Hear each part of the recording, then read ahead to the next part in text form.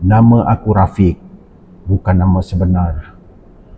Tapi masa remaja dulu, aku selalu ikut arwah ayah aku mancing di sungai Kinabatangan. Sungai itu agak besar, yang panjang, berliku sampai ke laut Sandakan.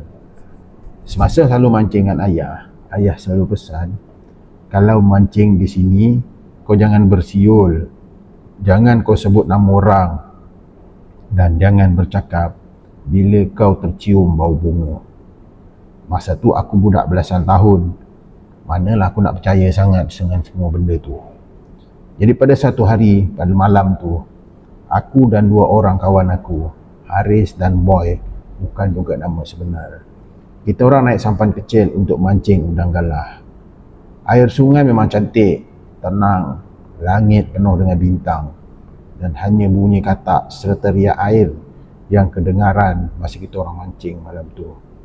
Ya, kita macam biasalah bila mancing, kami bergurau, ketawa dan tak perasan sambil kita orang bergurau ketawa, jam dah menunjukkan pukul 12.40 malam. Masa tu aku perasan angin tiba-tiba berhenti. Daun pokok di tebing tak bergerak. Suasana terus bertukar jadi senyap.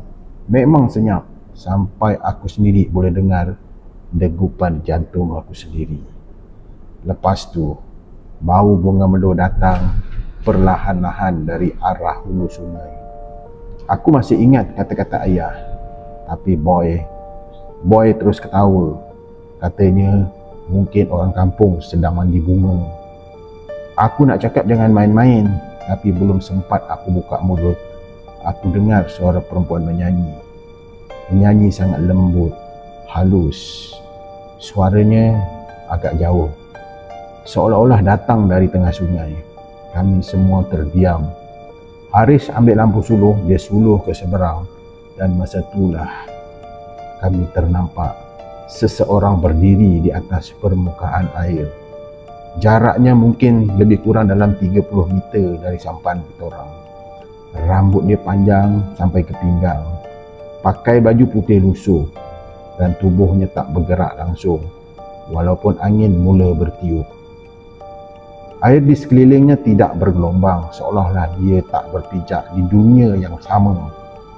Boy cuba bersuara lagi, tapi belum sempat dia sebut apa-apa, perempuan itu miringkan kepalanya perlahan-lahan ke kiri, seperti mendengar sesuatu. Dan tiba-tiba suara nyanyiannya berhenti. 1 saat, 2 saat, lebih kurang macam itu. Kemudian kami mendengar jeritan panjang dan nyaring sampai ke telinga aku. Rasanya berdengung suara dari perempuan itu. Sampan kami tiba-tiba bergoyang kuat.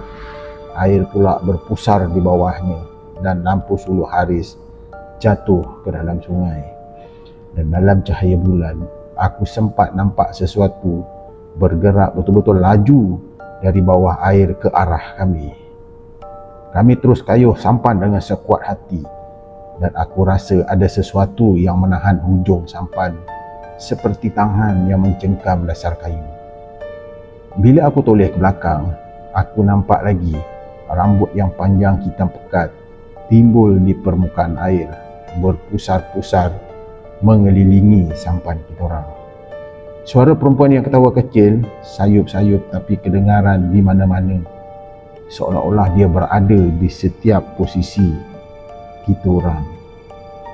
Dan kami akhirnya sampai juga ke tebing setelah berusaha kami mengayuh sampan. Dan kami terus terbalik, dan sampan kami terus terbalik kena tarik dari bawah. Dan kami tak fikir panjang, terus lari lintang pukang tanpa menoleh ke belakang.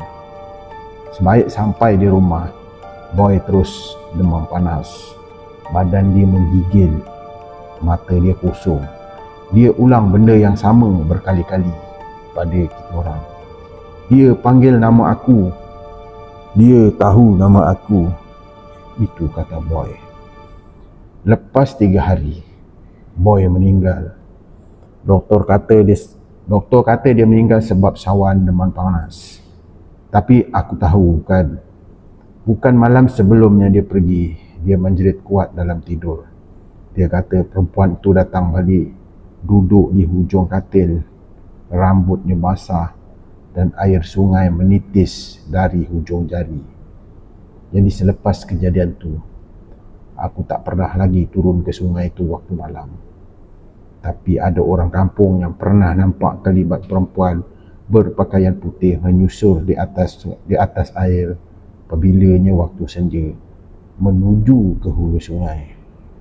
Mereka kata dia bukan hantu biasa, tapi roh seorang perempuan yang mati dibunuh di tebing sungai yang lama waktu zaman penjajahan dahulu. Tubuhnya tak pernah dijumpai, dan sampailah sekarang, setiap kali angin membawa bau bunga melur di sepanjang sungai itu, semua orang kampung akan tutup pintu. Kita orang akan matikan lampu dan berbisik dalam hati, jangan panggil, jangan sebut, dan jangan pandang ke arah air. Sebab kalau kau pandang, dia akan tahu kau ada di situ. Dan bila dia tahu kau ada di situ, dia akan datang mencari nama engkau pula.